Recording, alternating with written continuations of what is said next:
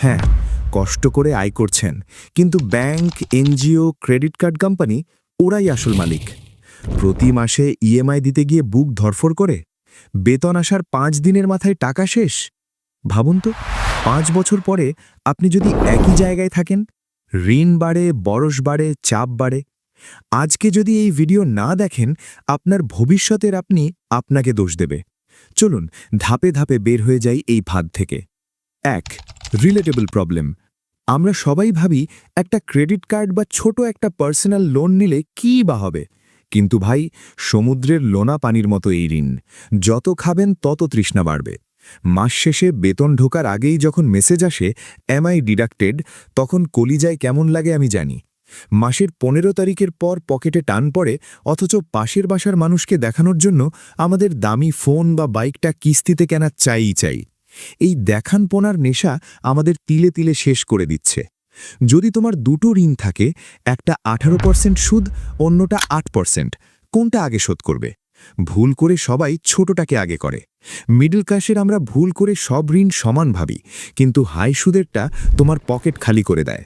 ভাবো, 1 লাখ টাকা credit card ঋণে প্রতি মাসে 1500 টাকা সুদ দিয়ে তোমার ফ্যামিলি ট্রিপ ক্যান্সেল হয়ে যায়, রাতে ঘুম হয় না। সলিউশন: লিস্ট করো সব ঋণ, হাই ইন্টারেস্টটা আগে পে করো। 2. Emotional pain. একবার ভেবে দেখুন তো, আজ যদি আপনার চাকরিটা না থাকে, আপনার পরিবার কোথায় দাঁড়াবে? এই ঋণের বোঝা তখন আপনার পাহাড়ের মতো ভারী মনে হবে। আপনি কি সারা জীবন শুধু ব্যাংকের জন্য খাটবেন, নাকি নিজের এবং নিজের সন্তানের ভবিষ্যতের জন্য?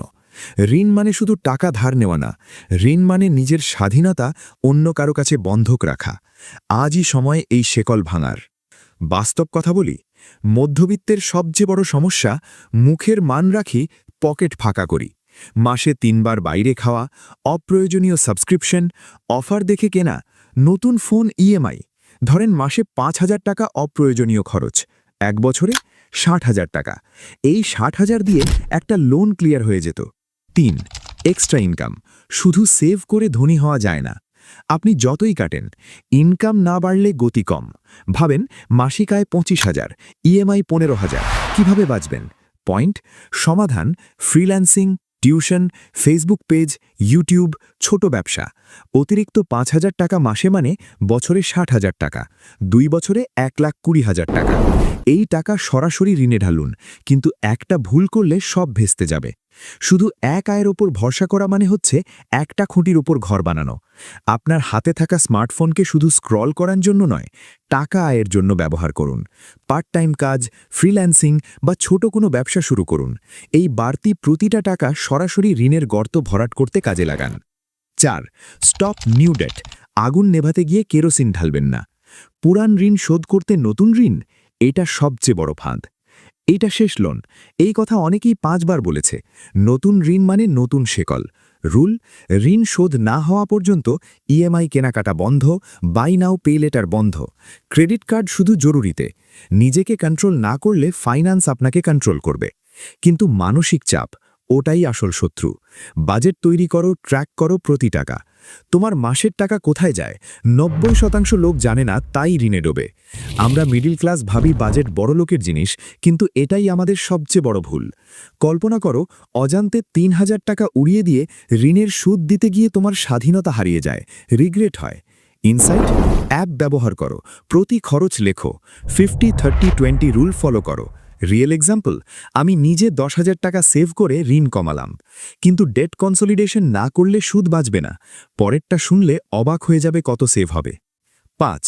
নতুন ঋণকে না বলা মানে গর্ত খুঁড়তে খুঁড়তে কবর বানাবেন না। সবচেয়ে বড় ভুলটা আমরা তখন করি যখন পুরান ঋণের চাপ সামলাতে গিয়ে নতুন ঋণ নিই। ভাবি এইটা শেষ লোন, এটা নিলেই সব ক্লিয়ার। কিন্তু বাস্তবতা হলো, আপনি গর্ত থেকে উঠতে গিয়ে আরেকটা গভীর গর্ত খুঁড়ছেন।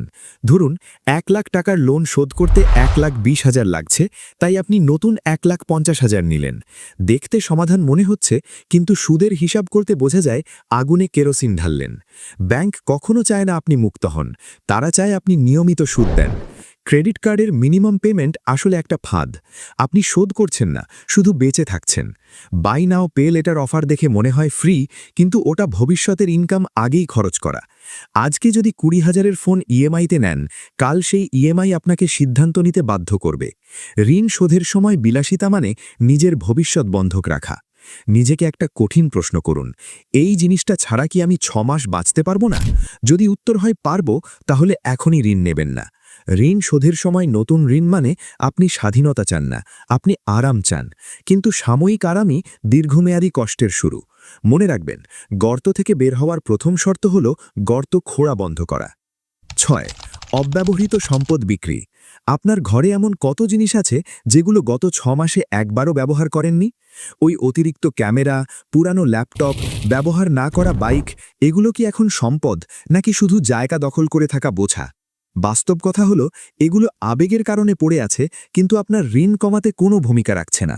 ধরুন 30,000 টাকায় একটা জিনিস বিক্রি করলেন, সেই টাকায় সুদের চাপ অনেকটাই কমে যাবে। লোহা, প্লাস্টিক, গ্যাজেট, এগুলো আপনার ভবিষ্যৎ নয়, আপনার মানসিক শান্তিই আসল সম্পদ। আমরা অনেক সময় পরে লাগবে ভেবে ধরে রাখি, কিন্তু সেই পরে আর আসে না। ঋণ মুক্ত হতে চাইলে আবেগের চেয়ে বাস্তবকে প্রাধান্য দিতে হবে। মনে রাখবেন, অপ্রয়োজনীয় জিনিস ছাড়তে পারলেই জীবনে জায়গা তৈরি হয় স্বাধীনতার জন্য। 7. ইমার্জেন্সি ফান্ড তৈরি করা। অনেকে ভুল করে সব টাকা ঋণে দিয়ে দেয়, তারপর আবার বিপদে পড়লে লোন নেয়। এটা করবেন না।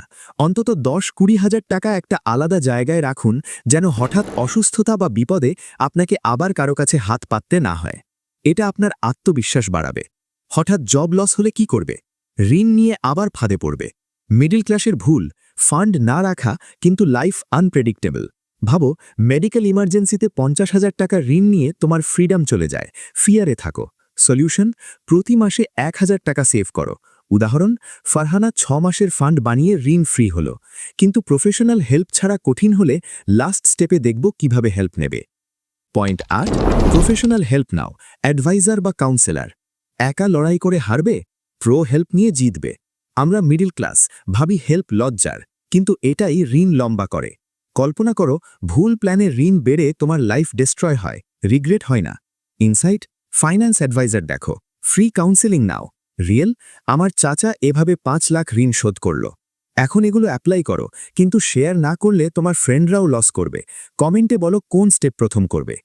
আজকে আপনি 8টা স্টেপ জানলেন, কিন্তু আসল প্রশ্ন, আপনি কি আজ থেকেই শুরু করবেন, নাকি আবার কাল বলবেন? কারণ ঋণ সুদ নেয়, সময় নেয় না। আপনি যত দেরি করবেন, ও তত বড় হবে।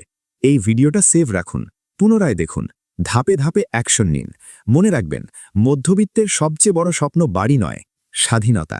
আর ঋণ মুক্ত হওয়াই সেই প্রথম স্বাধীনতা। ভাই, এই 8 স্টেপ ফলো করলে ঋণ থেকে মুক্তি পাবে, ফ্রিডম পাবে। না দেখলে ক্ষতি তোমার। সাবস্ক্রাইব করো, লাইক দাও, শেয়ার করো। পরের ভিডিওতে ইনভেস্টমেন্ট টিপস। ধন্যবাদ।